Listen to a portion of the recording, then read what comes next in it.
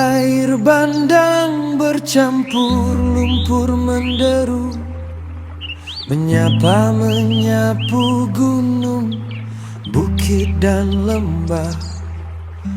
Bumi menangis teriris, badai siklon berseru.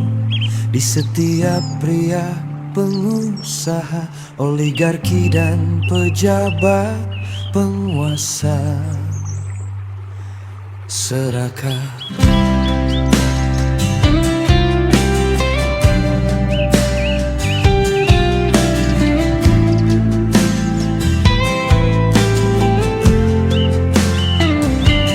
Oh, bintang kecil di langit yang biru,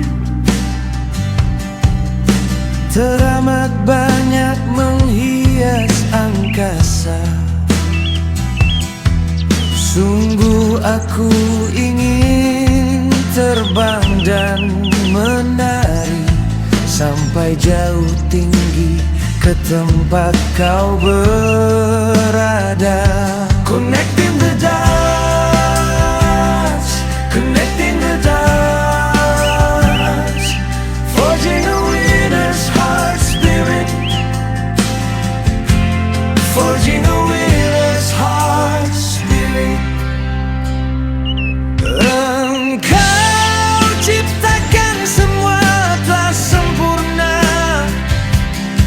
Oh, sungguh tiada yang tercipta sia-sia. Maha suci Engkau yang mencipta. Sungguh jauhkan kami dari segala siksamu. Munajat dengan sangat dalam merayu Sang Pencipta semesta alam. Mengharap segera berlalu kelam dan tangis-tangis pun tenggelam. Memancing raksasa peradaban yang masih saja diam, agar tegakkan kakinya menghunjam. Singkirkan kapitalisme, sosialisme, liberalisme, neo-imperialisme hingga karam. Dan tak mampu lagi Bapakku ditaruh dari tidur dalam aku minum 3 hari 3 malam raksasa peradaban yang akan tebarkan salam ke seluruh penjuru semesta alam untuk mengubah dunia dari hitam menjadi putih oleh cahaya Islam. Ini adalah salah satu lokasi yang terdampak cukup parah di daerah Aceh akibat longsor dan banjir bandang.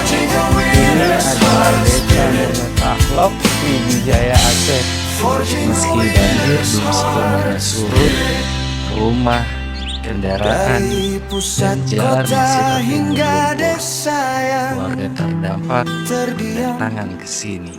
dari pesisir Sama hingga seperti lereng serial yang dan pulih. Fatimah, mereka mencari harta benda yang tersisa. Mata kita Selain tertuju, bisnis tangan kita terulur dalam.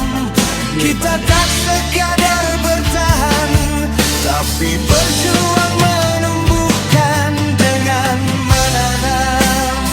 Setelah berjalan kurang lebih 1 kilometer, saya menemukan Air bandang akan surut, lumpur derita akan menurut mengering, data dari akan BKSDA terus Aceh, tumbuh populasi gajah berkembang. sendiri masih Untuk peduli merawat berkas Nah, ini yang ada di restu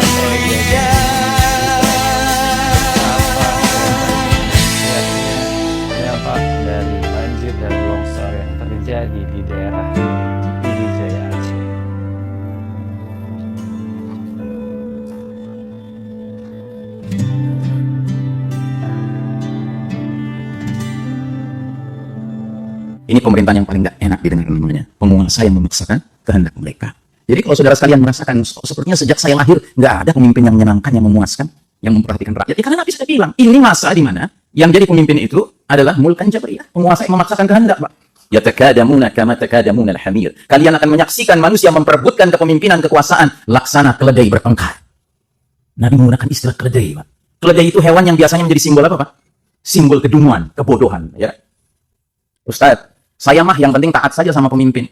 Kalau memang ternyata ngawur perintahnya pemimpin, ya biar pemimpinnya nanti yang nanggung dosanya. Yang penting saya taat sama pemimpin. Oh, siapa bilang begitu jalan ceritanya? Mari kita simak firman Allah Ta'ala.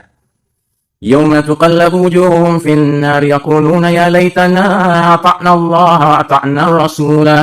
Pada hari ketika wajah muka penghuni neraka dibolak-balikan oleh Allah di neraka, mereka akan berkata, wahai sekiranya dahulu di dunia kami taat kepada Allah dan taat pula kepada Rasul. Ayat ini jika berdiri sendiri, Pak, memberikan pelajaran berharga buat kita. Apa itu? Orang akan menjadi penghuni neraka jika hidupnya di dunia tidak peduli untuk taat pada Allah dan tidak peduli taat pada Rasul. Ya, begitu kan? Tapi ada lanjutannya.